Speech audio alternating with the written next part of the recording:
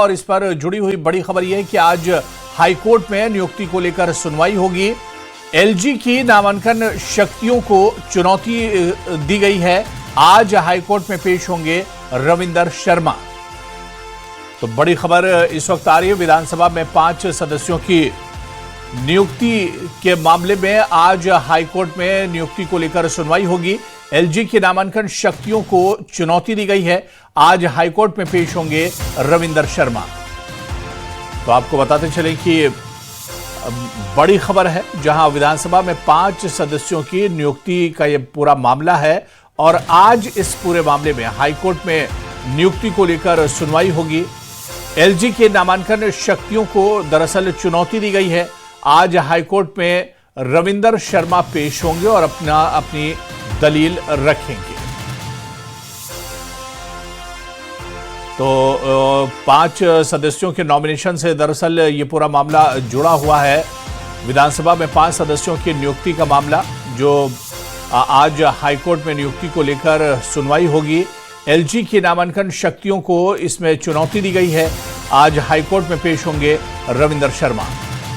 तो इस पूरे मामले में आज, क्योंकि ये पूरा मामला अदालत चला गया था और रविंदर शर्मा ने अदालत का दरवाजा खटखटाया था इस पूरे मामले को लेकर, और ऐसे में दरअसल जम्मू कश्मीर की विधानसभा में 5 एमएलएस की नियुक्ति से जुड़ा हुआ ये पूरा मामला है और इसका पावर एलजी को दिया गया था, जिस पर रविंदर शर्मा ने हाईकोर्ट का दरवाजा खटखटाया था और आज इसी मामले पर हाईकोर्ट में अहम सुनवाई होने वाली है।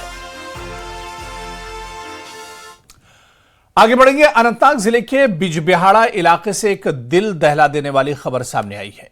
यहां पर तेंदुए ने एक 5 साल की बच्ची पर हमला कर उसे मार डाला। इस पूरी घटना पर अधिकारियों ने बताया कि पीड़ित बच्ची खिरम गुज्जर बस्ती गालन बिजबिहाड़ा की रहने वाले रियाज अहमद पोसवाल की बेटी थी। यह हमला शाम को गांव के पास हुआ, जिसमें बच्ची की मौत हो गई है। घटना के बाद स्थानीय अधिकारियों और वनजीव अधिकारी मौके पर पहुंचे और तेंदुए को पकड़ने के लिए तलाशी अभियान शुरू कर दिया। वहीं इलाके के लोगों ने इस दुखद घटना पर गहरा दुख जताया है और प्रशासन से भविष्य में ऐसी घटनाओं को रोकने के लिए सख्त कदम उठाने की अपील की है।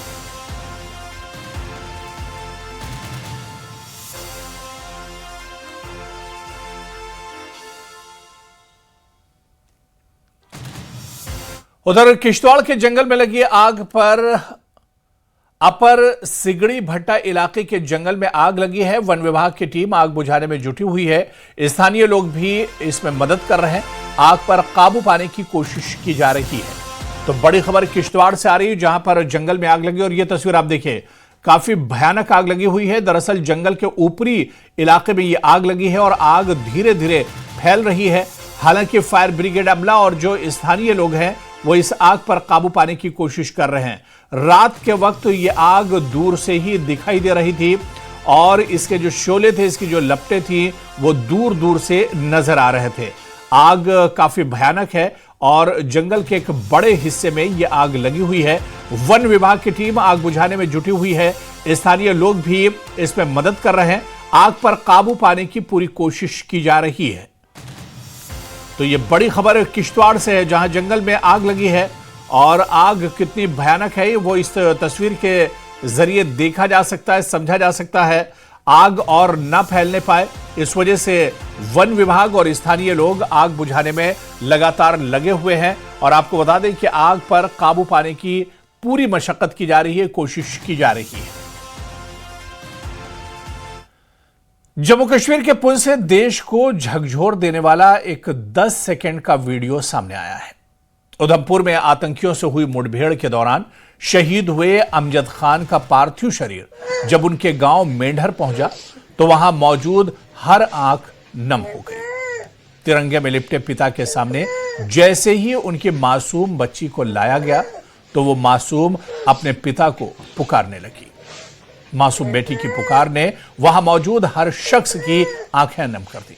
मासूम बच्ची को पता नहीं है कि उसके पिता ने देश के लिए अपनी जान कुर्बान की है और वो अब कभी लौट कर नहीं आएंगे।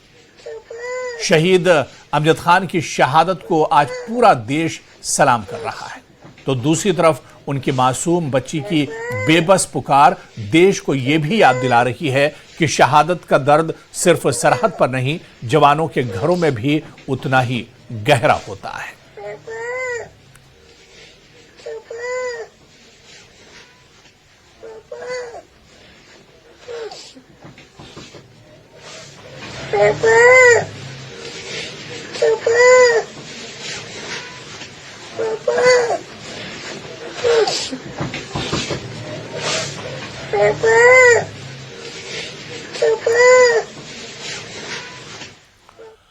चलिए आगे बढ़ेंगे। खबर हिमाचल प्रदेश से है, जहां के डलहौजी में बुधवार को एक भयानक हादसा टल गया। यहां पर्यटकों से भरी एक मिनी ट्रैवलर अचानक लुढ़क कर खाई में जाने लगी, जिसका वीडियो भी सामने आया और तस्वीरों में भी आप देख सकते हैं कि कैसे एक मिनी ट्रैवलर खाई की ओर लुढ़कने लगती है और घबराए हुए पर्यटक अपनी जान बचाने के लिए एक एक करके ट्रैवलर से बाहर की ओर कूदने लगे, जिसकी वजह से कुछ सड़क पर भी गिर गए और उन्हें हल्की चोटें भी आई हैं। लेकिन राहत की बात यह है कि पीछे जाते हुए ट्रैवलर एक पेड़ से टकरा गई और खाई में गिरने से बच गई। लेकिन इस हादसे ने लोगों को खौफ से भर दिया, लोगों में डर पैदा हो गया और सोशल मीडिया पर यह तस्वीरें तेजी से वायरल हो रही हैं। आप देखिए, ये ट्रैवलर जिसमें पर्यटक बैठे हुए थे, टूरिस्ट बैठे हुए थे, और अचानक पीछे की तरफ ये ट्रैवलर लुढ़कने लगी और पीछे की तरफ आने लगी, जिससे पर्यटक काफी परेशान हो गए। लेकिन खास बात यह रही कि पीछे पेड़ से टकराने के बाद गाड़ी रुक गई। अगर ये गाड़ी खाई में गिरती तो बड़ा हादसा पेश आ सकता था।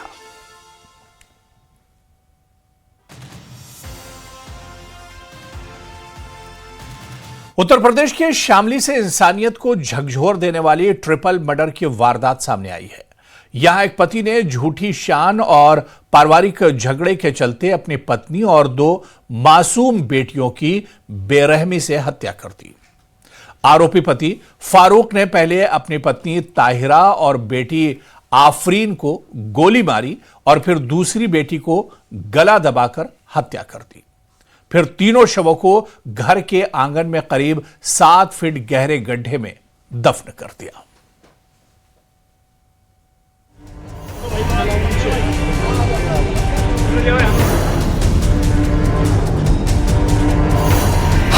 झूठी शान मिली बेटियों और बीवी की जान।